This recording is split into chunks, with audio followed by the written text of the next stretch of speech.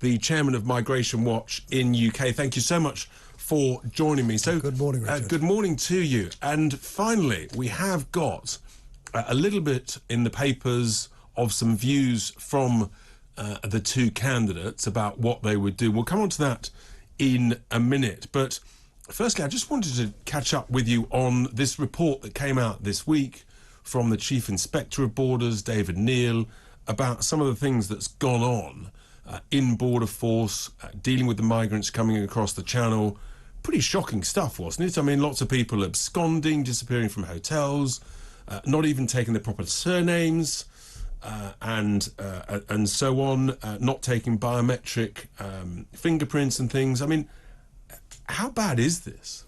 It was awful, really bad, actually, and I think worse than anyone was even imagining. I think that they've probably addressed some of the issues now. We were pointing to all that was going on for months and months and months beforehand. We even now, frankly, they are being placed in hotels, and whilst the biometric stuff is all being done when they arrive, the fact is there's still no real control over those once they're placed in hotels, safe hotels, we're told. What does that mean? Well, that's a very good question. What does that mean? And to any of you, Alp is with me for the next 20 minutes or so. If anybody's got any questions or any experiences, do you live near a hotel that's been taken long-term by the Home Office to fill it with illegal migrants? Then give us a call, 0344 499 1000. Alp will take your questions, your calls, your thoughts, any which way, so that we get that interaction. You might have an experience, you might live on the South Coast, or you may be next to one of those hotels. So you're pretty concerned about this report, which clearly is shocking. But have you got any confidence that anything's actually changing as we speak?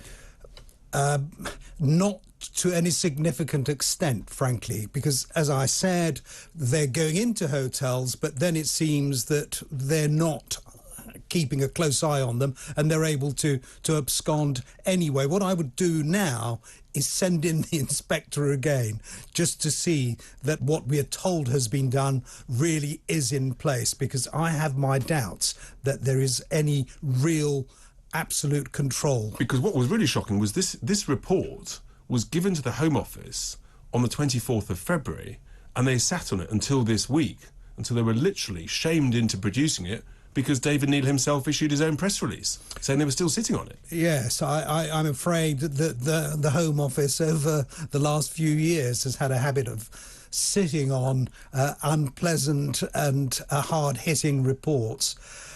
To be fair to Priti Patel, I think that a lot of what he says, she has done her best to address. The fact is that when it comes to the practicalities of the sort of system that you put in place, it's inadequate.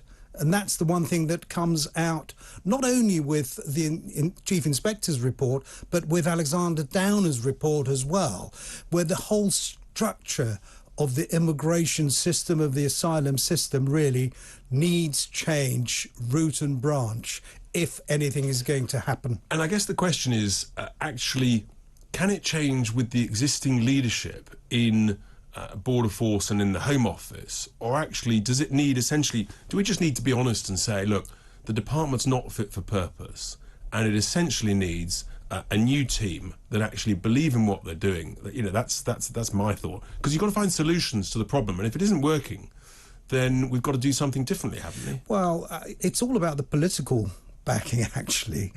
Civil servants, most of them, at least in my day as a civil servant, you would do what the politicians told you to do. But I think things they have were changed. Answerable, you were not. I don't think that... I think too much is made, frankly, of the fact that somehow civil servants have taken over the policy and are running with it. That's not so. It's the political control that is necessary and is inadequate and has been inadequate. Interesting, because Priti Patel talks a great game and always says she wants to get on top of it, but there's often been lots of inferences that actually she's being hindered by people in the Home Office, and indeed like the Civil Service Union, who've tried to block some of this stuff. Well, some of it they have legally tried to. I think that's wrong. That's appalling, frankly, that any a civil service union should be working against the government that its union members are actually a part of. I mean, that's just a nonsense. I think that it's all political, it's all to do with the legislation in place, and it's all to do with the way measures that are introduced are implemented. That's what's going wrong, not civil servants suddenly deciding, I'm not going to do this. Interesting. Yeah, I've got real concerns about that. I think we've got Stephen on the line with a question for you, Alp. Stephen, a very good morning to you. Thanks for giving us a buzz. Have you got a question for me or Alp on this issue? Yes, I do. Good morning to you both. Alp Mehmet, I'd like to know, because he probably has a better handle on the numbers than you do, no disrespect. Definitely he does. Absolutely right, Stephen. But why the Conservatives in their manifesto, on which they were voted in, and for Brexit as well, was to get migration, we're talking net migration figures, down into single figures. Now, or whatever that meant, into the hundreds. Now, all that's happened since then is net migration has, forget about illegal immigration, because that's all everyone's talking about, which is smaller numbers.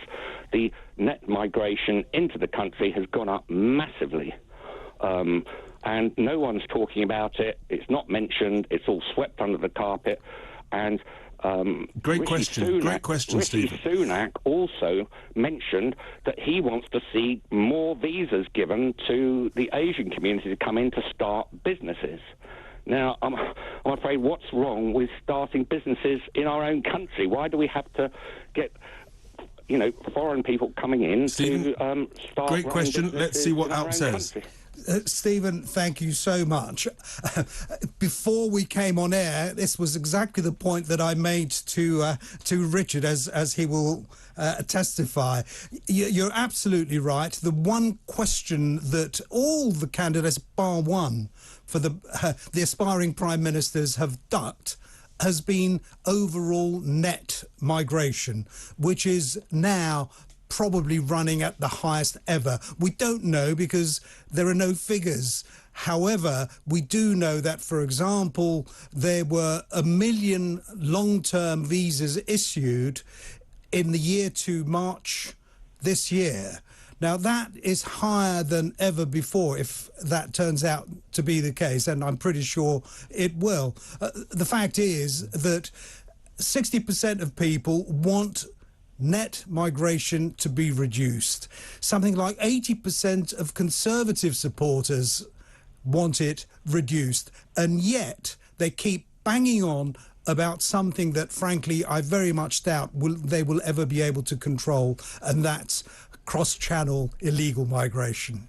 And we've got this situation where essentially we've had record visas issued last year, and yet we seem to, we're told there's a labour shortage, which there is, and yet we've got record numbers of people on out-of-work benefits, and so it feels like it's a vicious circle in completely the wrong direction.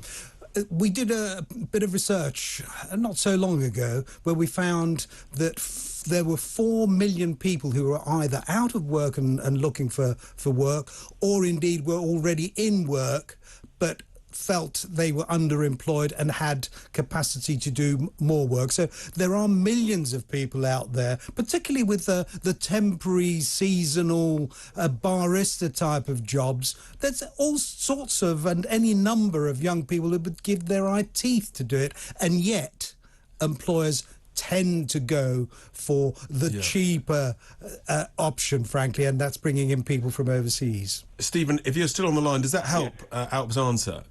Yeah, but one thing that I would just add to that is that all of this is putting massive pressure on our overstrained infrastructure already. Absolutely.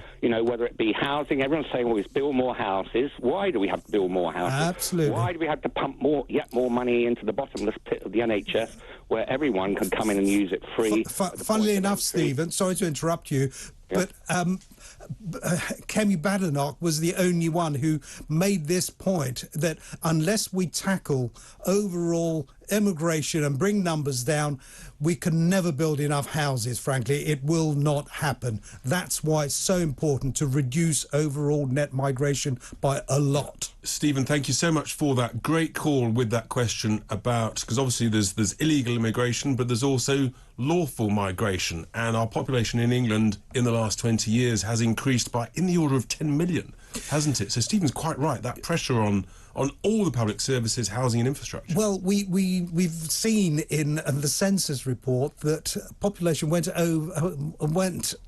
by 3.5 million. 3.5 million in 10 years, 6.6%. That's extraordinary. What is more, we heard from the government that 60% of that was because of immigration, and it was. But that's direct immigration. No one takes any account of the children born to new arrivals. And the fact is, if you take that into account, the population increase that we've seen over the last 10 years is something like 80 to 90% the result due to immigration in one way or another. And, you know, the reality is that if the economy is growing fast and you've got a genuine labour shortage, then if you haven't got enough homegrown people to carry it out, then, you know, you need people from overseas. But that hasn't been the situation. We've had low growth, haven't we? And all it's done is to actually keep wages down. Well, yes. I mean, one thing that's happened over the last 10, 15 years is that the gross domestic product, GDP per head, the cake, the overall cake, although it's grown, each slice that's available is actually smaller, it's hardly if not moved. the same.